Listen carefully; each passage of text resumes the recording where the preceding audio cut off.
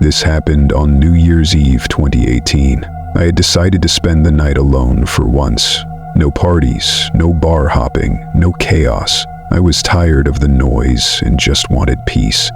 I lived in a small apartment complex just outside Boise, Idaho. The place was quiet, with most of the tenants either out of town or out partying.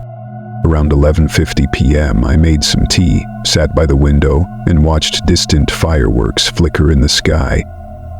It was peaceful, until someone knocked on my door. It wasn't a friendly knock. It was soft, deliberate.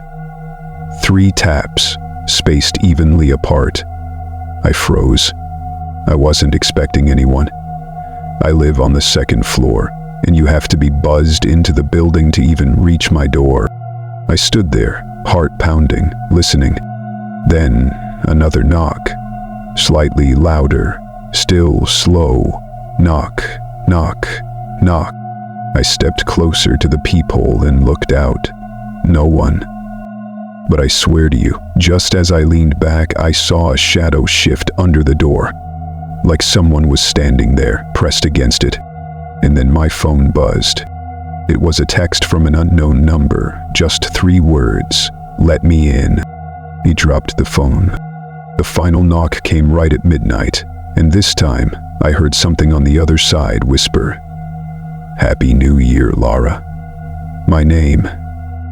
I called the cops. They found no one in the hallway, no sign of forced entry downstairs, but they took it seriously, because the same night another tenant on the 3rd floor had reported the exact same thing. The scariest part? The building had no record of anyone named Lara ever living in the unit before me. It was New Year's Eve 2005. My cousin and I were driving back from a family party in rural Kentucky. He was the designated driver, and I was half asleep in the passenger seat as the clock ticked toward midnight. We took a back road shortcut.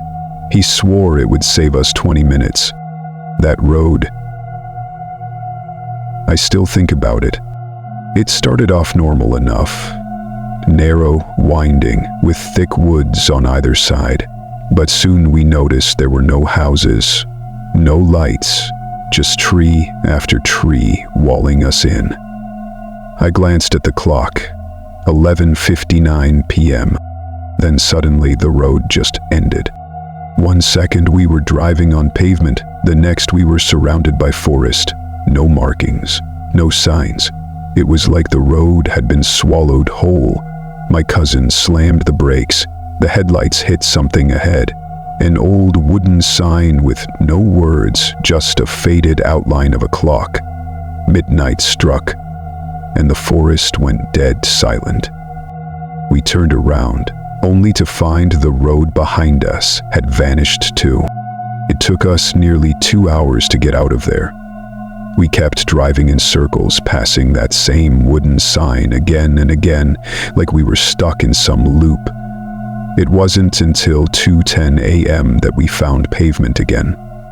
Same road, same car. But our GPS said we were 40 miles south of where we should have been. Years later, I went back with some friends to find that shortcut. We never did. The locals say no such road exists, and one old guy at the gas station told us, every so often, on New Year's Eve, the land opens up for just a minute. Just long enough to take someone. This happened in 2013. I was invited to a New Year's Eve house party by a guy I barely knew, friend of a friend kind of situation. The invite said, huge party all night, bring drinks. It was in an old neighborhood on the edge of town, mostly run-down homes and big yards. I arrived around 10:30 p.m., expecting music, people, chaos. But the house was quiet. There were cars out front, sure. At least 7 or 8. Lights on inside. But no sound, no bass thumping, no voices, just eerie silence. Rang the bell, no answer. I pushed the door open, and it wasn't locked. I stepped inside and called out, "Hello?" The house was empty. Furniture looked untouched. A bowl of chips on the table, still fresh. Drinks poured and set out as if people had just been there, but vanished mid-conversation. I walked through the living room, into the kitchen, up the stairs. Not a soul, just abandoned coats, purses, phones, and drinks. That's when I heard a voice behind me whisper, "You're late." I spun around. No one. I turned to leave, but suddenly the front door was closed. I hadn't closed it. I ran. The air inside had turned freezing, and I felt this crushing pressure, like something was trying to push me back into the house. I managed to shove the door open and sprinted to my car. Every other car was still parked, but no one came out. I drove home, shaking. I never got an explanation. Never saw that guy again. And when I tried to go back to that house the next week, it was abandoned. Empty lot, no building, just dirt and weeds, like no house had ever stood there. And those were 3 true New Year's Eve horror stories. Proof that not every countdown ends in celebration. While most people are watching fireworks, kissing under the stars, or making resolutions, some are encountering things they'll never be able to explain. Whether it's an uninvited guest whispering your name at midnight, a road that shouldn't exist, or a house party that feels more like a trap than a celebration, these stories remind us that time doesn't just bring change. It sometimes opens doors that were never meant to be unlocked. So as the clock strikes 12 and you welcome a new year, take a moment to look around. Double-check the door, listen to the silence between the cheers, and whatever you do, don't be the last one standing, alone. If any of these stories sent chills down your spine, let us know in the comments which one disturbed you most. And if you've ever had a strange New Year's Eve experience, we're listening.